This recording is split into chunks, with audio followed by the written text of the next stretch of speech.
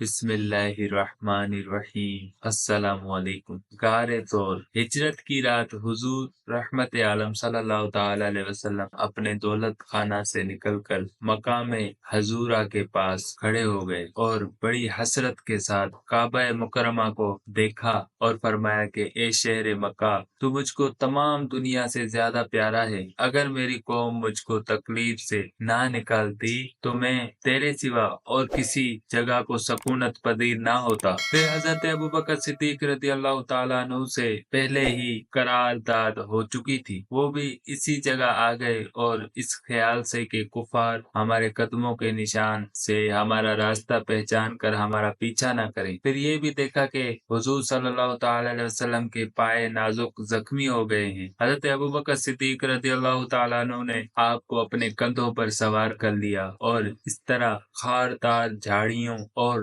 نوکدار پتھروں والی پہاڑیوں کو روندتے ہوئے اسی رات غار ثور پہنچے۔ حضرت ابوبکر صدیق رضی اللہ تعالیٰ عنہ پہلے خود غار میں داخل ہوئے اور اچھی طرح غار کی صفائی کی اور اپنے کپڑوں کو پھاڑ پھاڑ کر غار کے تمام سوراخوں کو بند کیا۔ پھر حضور اکرم صلی اللہ تعالی علیہ وسلم غار کے اندر تشریف لے گئے اور حضرت ابوبکر صدیق رضی اللہ تعالیٰ عنہ کی گود میں اپنا سر مبارک رکھ کر سو گئے۔ حضرت ابوبکر صدیق رضی اللہ تعالیٰ عنہ نے ایک سوراخ کو اپنی ایڑی سے بند کر رکھا تھا۔ سوراخ کے اندر سے ایک سانپ نے بار بار یار غار کے پاؤں میں کاٹا، مگر جان نثار نے اس خیال سے پاؤں نہیں ہٹایا کہ رحمت عالم صلی اللہ تعالی علیہ وسلم کے خواب راحت میں خلل نہ پڑ جائے، مگر درد کی شدت سے یار غار کے آنسوؤں کی دھار کے چند قطرات سرور کائنات صلی اللہ تعالی علیہ وسلم کے رخسار پر نثار ہو گئے، جس سے رحمت عالم بیدار ہو گئے اور اپنے یار غار کو روتا دیکھ کر بے قرار ہو گئے۔ پوچھا ابو بکر کیا ہوا؟ عرض کیا یا رسول اللہ، مجھے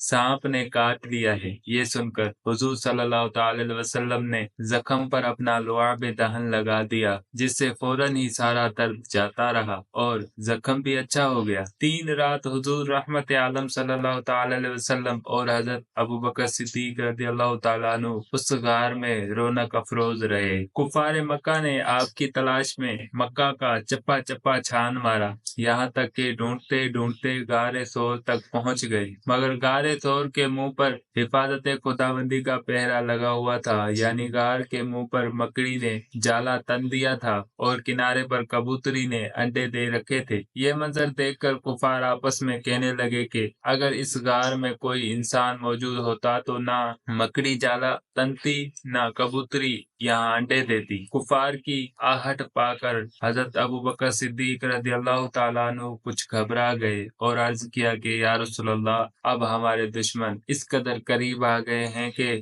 اگر وہ اپنے قدموں پر نظر ڈالیں گے تو ہم کو دیکھ لیں گے۔ حضور علیہ الصلوۃ والسلام نے فرمایا لا تحزن ان اللہ معنا، مت گھبراؤ، خدا ہمارے ساتھ ہے۔ پھر حضرت ابوبکر صدیق رضی اللہ تعالیٰ عنہ پر سکتہ اتر پڑا کہ وہ بالکل ہی مطمئن اور بے خوف ہو گئے، اور چوتھے دن یکم ربیع الاول دوشنبہ کے روز حضور علیہ الصلوۃ والسلام غار سے باہر تشریف لائے اور مدینہ منورہ کو روانہ ہو گئے۔ اس غار ثور کے واقعے کو قرآن مجید نے ان لفظوں میں بیان فرمایا ہے کہ پارہ نمبر 10 سورہ التوبہ آیت نمبر 40، ترجمہ کنز ایمان، اگر تم محبوب کی مدد نہ کرو تو بے شک اللہ نے ان کی مدد فرمائی۔ جب کافروں کی شرارت سے انہیں باہر تشریف لے جانا ہوا، صرف 2 جان سے، جب وہ دونوں غار میں تھے، جب اپنے یار سے فرماتے تھے غم نہ کھا، بے شک اللہ ہمارے ساتھ ہے، تو اللہ نے اس پر اپنا سکینہ اتارا